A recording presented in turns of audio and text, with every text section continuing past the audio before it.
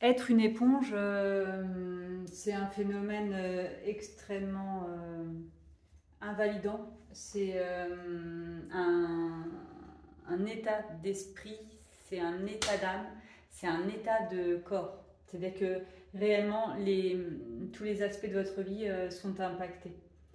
Le principal problème de l'éponge, c'est qu'elle ne se connaît pas.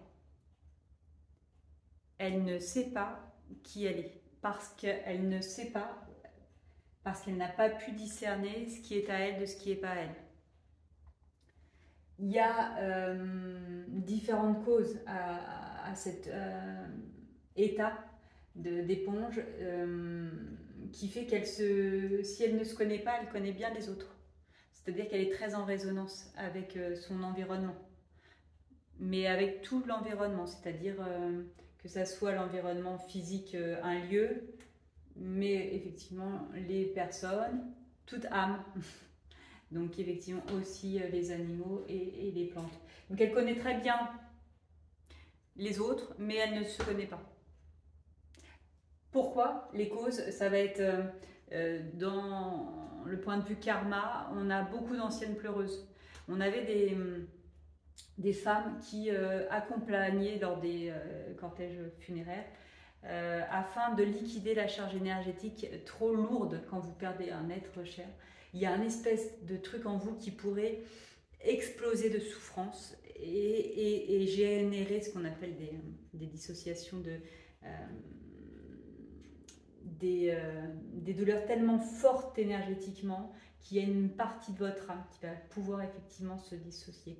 Et donc on avait des pleureuses qui venaient pour accompagner cette charge émotionnelle et qui donc faisaient ce travail-là. Et donc c'était des femmes qui travaillaient à liquider les charges émotionnelles. Il n'empêche que si dans vos anciennes vies vous avez travaillé à accompagner la souffrance des autres et donc à la libérer par votre corps, par votre esprit, par votre âme, et ben vous avez des réflexes de pleureuse, c'est-à-dire vous prenez en charge la charge de l'autre afin de lui permettre de respirer, de mieux vivre. Donc c'est réellement un état d'esprit qui vous est engrammé, qui est inhérent à votre personnalité.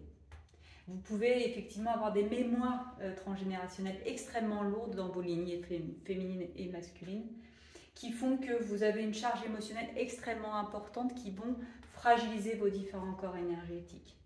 Et puis il y a votre vie qui a fait que soit vous avez subi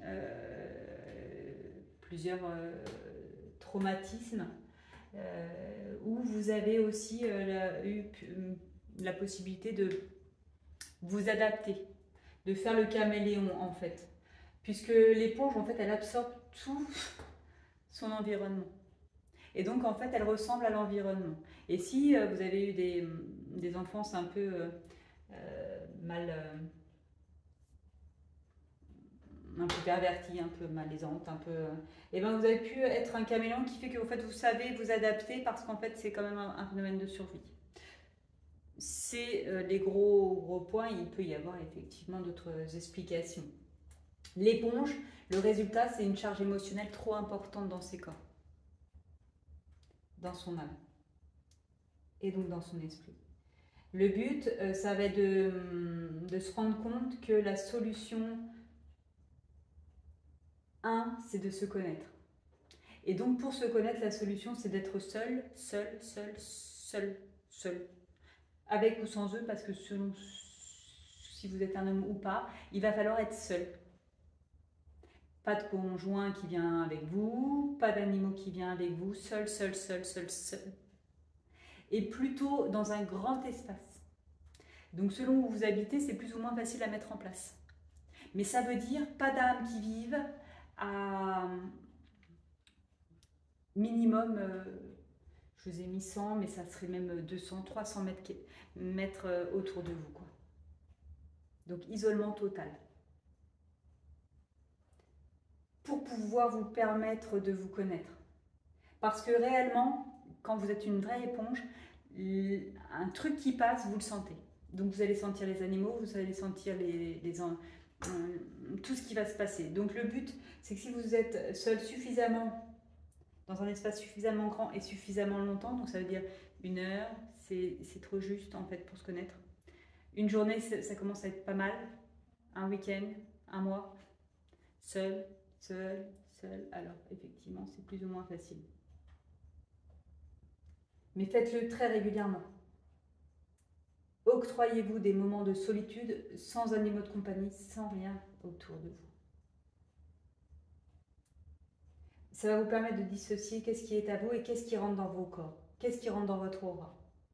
Parce qu'après, une fois que vous saurez ce qui est à vous et ce qui n'est pas à vous, vous pourrez être extrêmement réactif. Vous pourrez effectivement avoir un nettoyage qui va être participatif de qu'est-ce qui est à vous, de ce qui n'est pas à vous, afin de mettre en place un protocole de protection et de renforcer vos différents corps énergétiques. Mais la première des choses, c'est la solitude. Une éponge a besoin de s'octroyer des moments de solitude afin de discerner ce qui est à elle, de ce qui n'est pas à elle. C'est une grâce d'être une éponge. Dans le sens où vous êtes réellement en compassion avec les autres. Vous allez réellement comprendre ce qui est en souffrance. Ça devient un sacerdoce à partir du moment où c'est trop. C'est l'excès, entre guillemets. Donc c'est charge à vous, entre guillemets, de prendre en charge ce protocole de 1, je m'isole, 2, je commence à me nettoyer effectivement de ce qui est dans mes corps énergétiques, je participe à ma libération émotionnelle et après je me renforce énergétiquement et spirituellement. Voilà. Merci, merci, merci.